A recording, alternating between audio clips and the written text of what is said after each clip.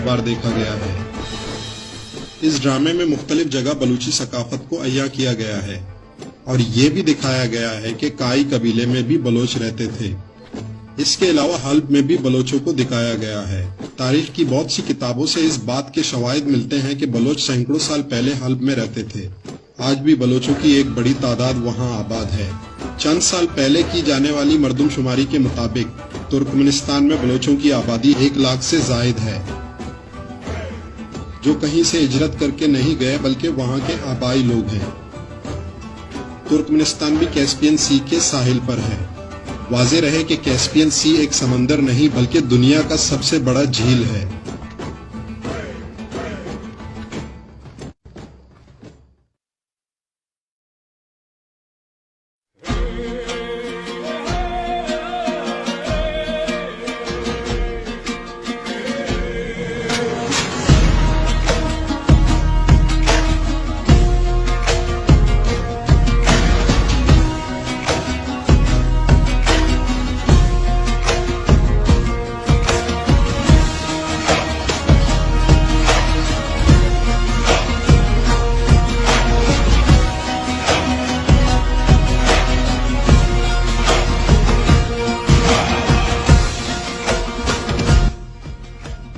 सवाल ये पैदा होता है कि काई कबीले का ताल्लुक कहां से था।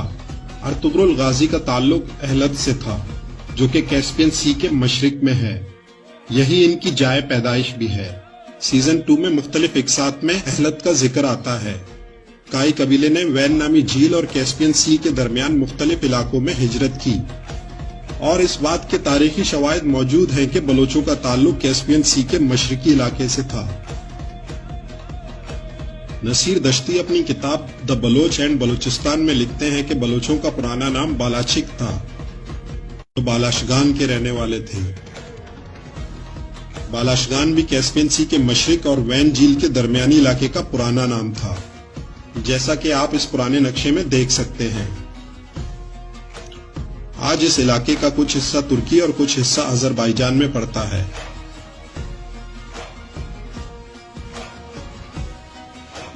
यानी अर्तगल कबीले का जिस खित्ते से ताल्लुक था उसका पुराना नाम बालाशगान था। जब बलोचों ने ईरान की तरफ हिजरत की तो फारसियों ने इन्हें बालाच का नाम दिया, जो बाद में तब्दील होकर बलोच हो गया। इसके अलावा अरबों ने इन्हें बलोच कहा। आज भी अरब इन्हें अल बलूशी कहते हैं। आज भी बलोचों में बालाच नाम बहुत आम है। इसके अलावा बलोच कौम में बालाचकी या बालाचिक लफ्ज आज भी बलोच कौम के लिए इस्तेमाल होता है।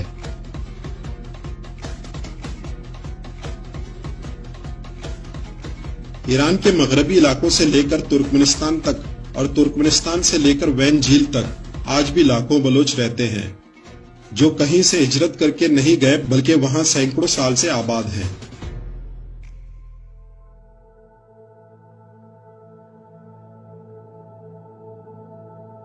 ईरान की कदीम सल्तनत दुनिया में सुपर पावर का दर्जा रखती थी।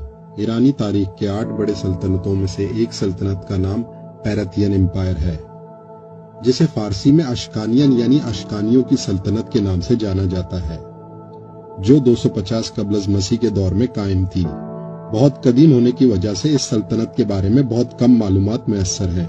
बलोची लिबास में अगर हम सबसे मुनफरिद जुज़ की बात करें तो वो 3 हैं।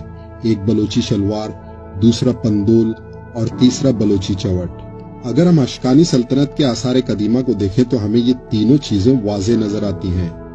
हम ये जानते हैं कि मुजस्समे आम लोगों का नहीं बल्कि शाही खानदान के अफराद का बनाया जाता था। अगर आप इस मुजस्समे को देखें तो पंदोल वाज़ेह तौर पर देखा जा सकता है।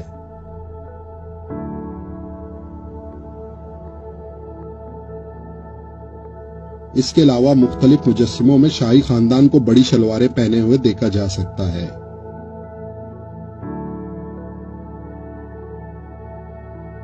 ये शामी नाम का मुजस्समा है, जिसे ईरान के कौमी अजायब घर में रखा गया है। ईरान में ये बहस काफी अरसे से चली आ रही है कि अशकानी सल्तनत बलोचों की थी या नहीं, लेकिन एक बात वाज़ेह है कि अशकानियों के लिबास से करीब तरीन मुशाबियत बलोचों के लिबास की है। ایک اور دلچسپ بات یہ ہے کہ اشکانی نام سے ملتا جلتا لفظ آسکانی نامی قبیلہ آج بھی بلوچوں میں ہے۔ پارتھین امپائر یعنی اشکانین کے بعد ایران میں ایک اور بادشاہ گزرے جن کا نام بالاچ تھا۔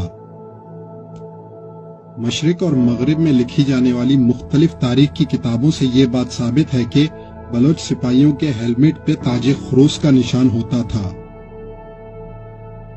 یہ ایران کے بادشاہ بالاچ کے زمانے کا ایک سکہ ہے جس پہ بالاچ کی تصویر بنی ہوئی ہے۔ اگر ہم غور سے دیکھیں تو بادشاہ کے تاج پر تاج خروس کا نشان دیکھا جا سکتا ہے۔ ہم جانتے ہیں کہ عربی زبان میں چے نہ ہونے کی وجہ سے چے کی جگہ شین کا استعمال ہوتا ہے۔ جب عربوں نے ایران کی تاریخ لکھی تو انہوں نے بالاچ کی جگہ بالاش لکھا۔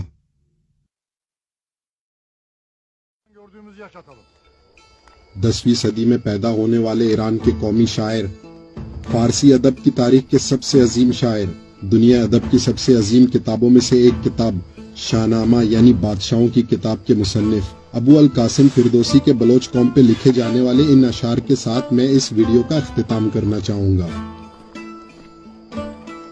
سپاہش زگردان کوچ و بلوچ، سگالید جنگ و بر آورد خوچ، کسی در جہان پشت شان ندید، برہنے یک انگشت شان ندید۔